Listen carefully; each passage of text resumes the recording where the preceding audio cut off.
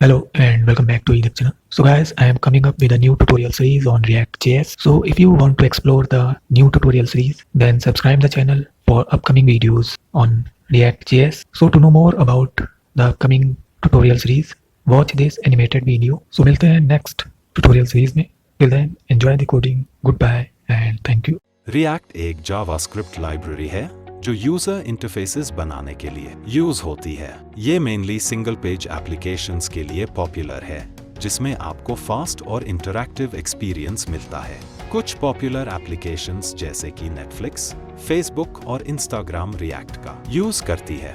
React को Facebook ने develop किया है। चलिए इस ट्यूटोरियल सीरीज का रोड मैप देखते हैं।